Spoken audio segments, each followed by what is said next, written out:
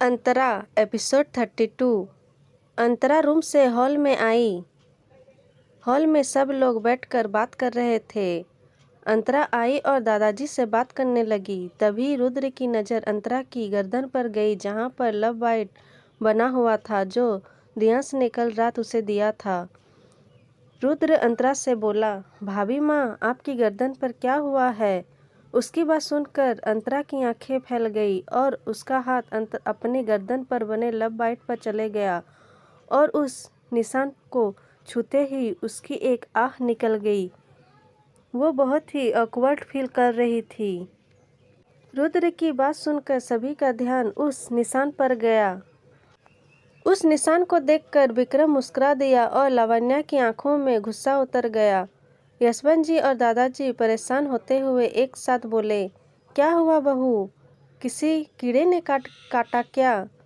रुद्र सोफे से कूदकर अंतरा के पास आया और उस लव बाइट को देखते हुए बोला, नहीं नहीं, ये तो किसी जानवर के दांतों का निशान है। रियांश जो सीढ़ियों से नीचे आ रहा था, उसकी बात सुनकर वो उससे आंखें छोटी करके देखने लगा। वो वहां आया और एक नज़र अंतरा और रुद्र को देखकर यशवंत जी के सामने रखे सोफे पर बैठ गया। अंतरा रुद्र की बात सुनकर बोली, नहीं रुद्र, वो बस ऐसे ही। ये बोलकर वो अपना सर नीचे करके इधर उधर देखने लगी। उसे कुछ समझ नहीं आ रहा था कि वो सबको क्या जवाब देती। यशवंत जी अंतरा से बोले, बहू, तुमने कुछ लगाया उस पर? अंतरा उन्हें जवाब देते हुए बोली, हाँ पापा जी, मैं दवा लगा लूँगी। लेकिन रुद्र को कहाँ तसल्ली थी। वो फिर से अंतरा से बोला, भाभी माँ, किस किस जानवर ने काटा आपको? रुद्र की नज़र जब रियांश पर गई तो वो रियांश से बोला, भाई देखो ना, भाभी माँ की गर्दन पर किस जानवर ने काट लिया। अंतरा ने जब रुद्र की बात सुनी तो उसकी हंसी निकल गई, लेकिन उसने जल्दी से अपनी हंसी कंट्रोल की और सर झुकाकर मुस्कुराने लगी। रियांश ने जब उसे मुस्कुराते हुए देखा तो उसे तिरछी नज़रों से घूरने लगा। फिर वो रुद्र को खुद से दूर करते हुए बोली, रुद्र, ऐसा कुछ नहीं है। अब दादाजी उससे सवाल करते हुए बोले, बहू, कुछ तो बोलो, आखिर हुआ क्या है तुम्हारी गर्दन पर? अब अंतरा को कोई न कोई जवाब तो देना ही था। वो जल्दी से दादाजी को जवाब देते हुए बोली, दादाजी, वो जब मैं सो रही थी ना, तो रात में चूहे ने काट लिया था। रियांश जो पानी पी रहा था, अंतरा की बात सुनकर उसके गले में पानी अटक गया और वो खांसने लगा। वो अंतरा को घूरते हुए खुद से बोला, एक 6.5 फीट का लंबा चौड़ा इंसान इसे चूहा दिख रहा है।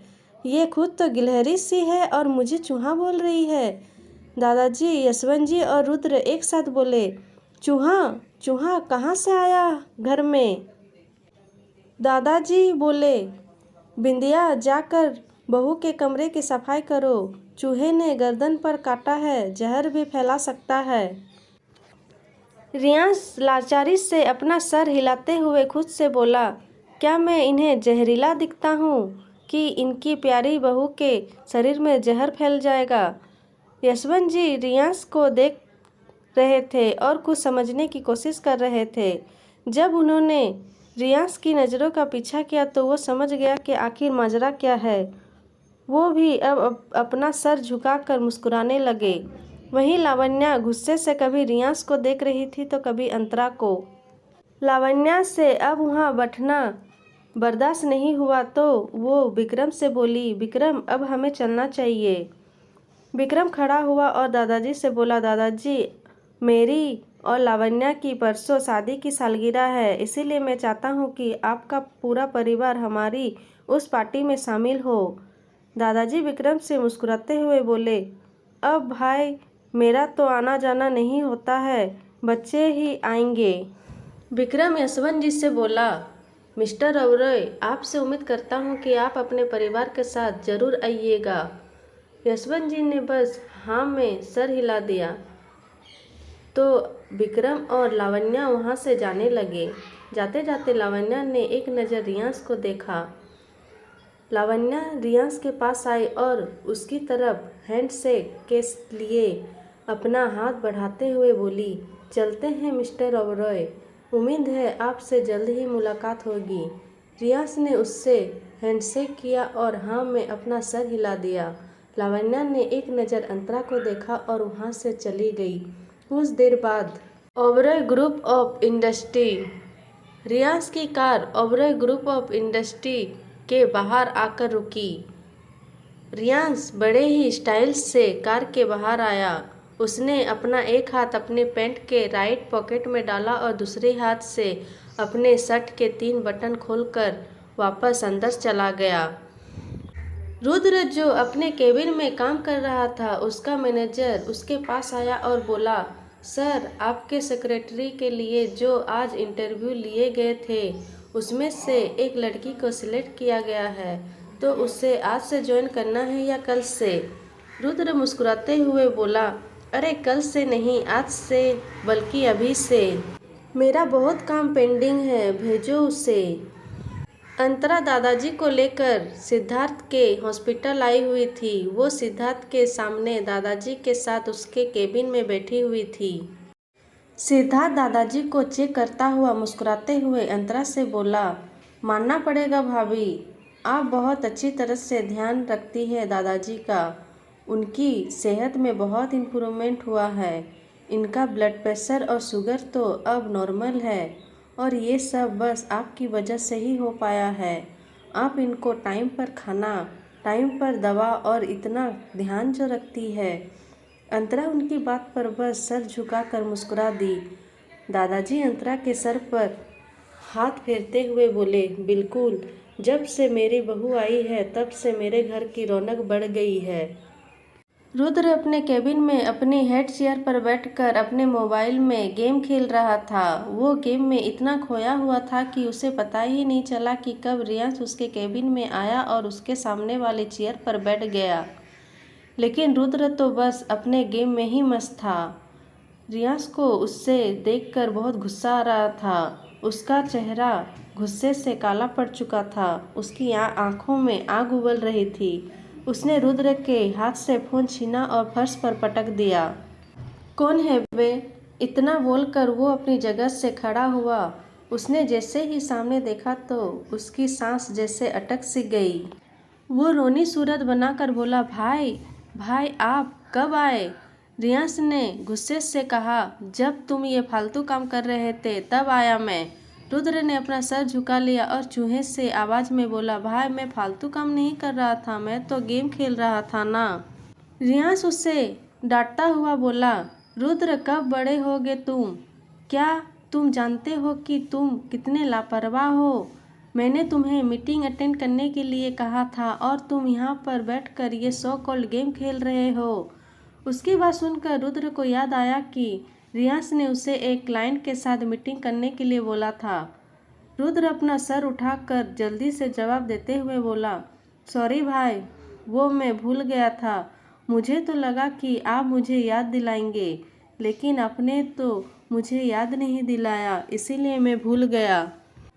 रियांश को उस पर बहुत गुस्सा आ रहा था। उसने रुद्र के सीने पर पुश किया और उसे चेहरे पर बैठाता हुआ उस पर बरसते हुए बोला, रुद्र तुम कब जिम्मेदार बनोगे?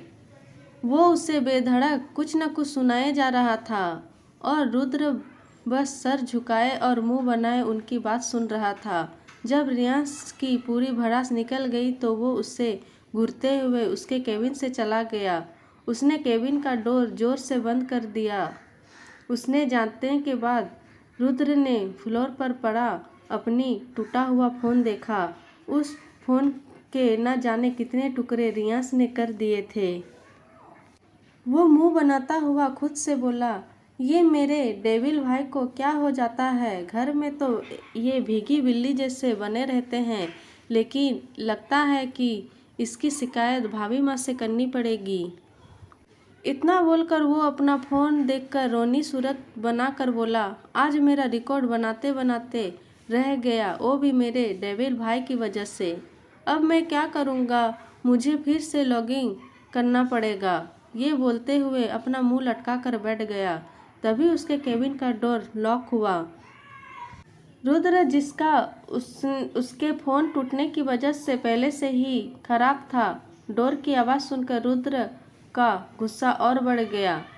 वो रूडली बोला, कम इन। लेकिन बाहर खड़े इंसान को किसी की आवाज़ नहीं आई, क्योंकि रुद्र का केबिन साउंडफुल था।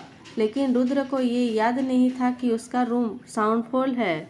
उसके केबिन बार बार लॉक हो रहा था। रुद्र गुस्से से उठा और जैसे ही उसने दरवाज़ा खोला तो सामने एक प्यारी सी लड़की खड़ी थी। रुद्र ने उस लड़की को ऊपर से नीचे देखा। वो उसे देखता हुआ बोला, तुम कौन हो? क्या तुम्हें सुनाई नहीं देता? मैं कब से तुमको अंदर आने के लिए बोल रहा था। वो लड़की रुद्र की बात सुनकर घबरा गई और हकलाते हुए बोली, सर, मुझको आपकी आवाज़ नहीं आई। रुद्र उसे आंखें छोटी करके देखता हुआ बोला, क्या तुम बहरी हो? अगर तुम बहरी हो तो तुम मेरे ऑफिस में क्या कर रही हो? वो लड़की और ज़्यादा घबराने लगी। तभी उसके पीछे से रुद्र का मैनेजर करण आता हुआ बोला, सर, ये आपकी सेक्रेटरी गौरी है। आपने कहा था ना कि आज से ही ज्वाइन करना है, इसीलिए मैंने भेज दिया। रुद्र करण पर भड़कता हुआ बोला, मैंने कब कहा था? और तुम इसे 3 घंटे बाद भेज रहे हो? तुम्हें पता है तुम दोनों की वजह से मुझे भाई से कितनी डांट सुनने को मिली है? करण सर झुकाते हुए बोला, सॉरी सर, गौरी को लेट हो गया आने में, क्योंकि ये इंटरव्यू के बाद अपने घर चली गई थी। इन्हें नहीं पता था कि आज ही इन्हें ज्वाइन करना है।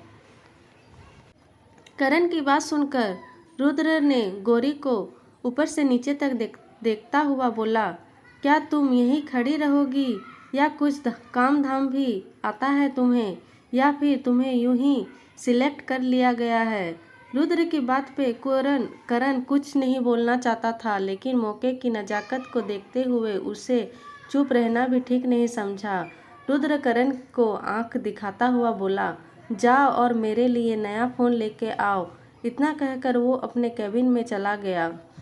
चलिए जानते हैं गौरी के बारे में। गौरी एक अनाथ लड़की है जो कि अनाथ आश्रम में पली बड़ी है। गौरी की उम्र 19 साल है।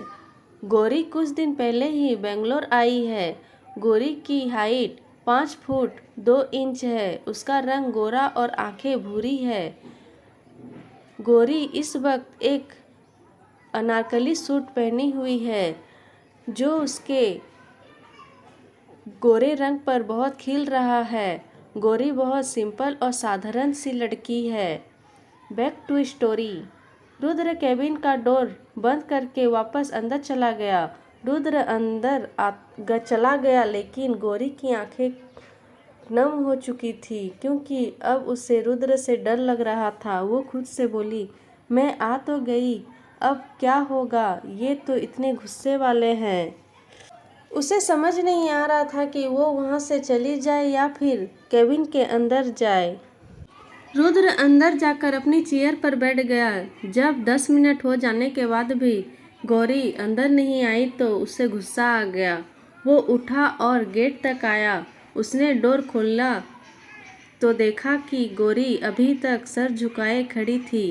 वो अब गौरी पर भड़कते हुए बोला, तुम्हें यहाँ खड़े रहने की सैलरी नहीं दी जाती है, काम करने की दी जाती है। रुद्र रुद्र होकर बोला, तो क्या काम कर रही हो तुम? 10 मिनट से तुम बाहर ही खड़ी हो। केबिन के अंदर आओ और अपना काम करो। उसके कहते ही गौरी रुद्र के पीछे पीछे उसके केबिन में आ गई और उसके चेयर के सामने खड़ी हो गई। रुद्र गौरी को ऊपर से नीचे तक देख रहा था। कहीं न कहीं उसकी पर्सनैलिटी उसे इफ़ेक्ट कर रही थी।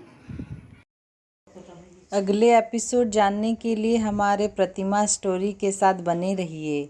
दोस्तों, अगर आपको हमारी स्टोरी पसंद आए तो please subscribe and like. Thank you.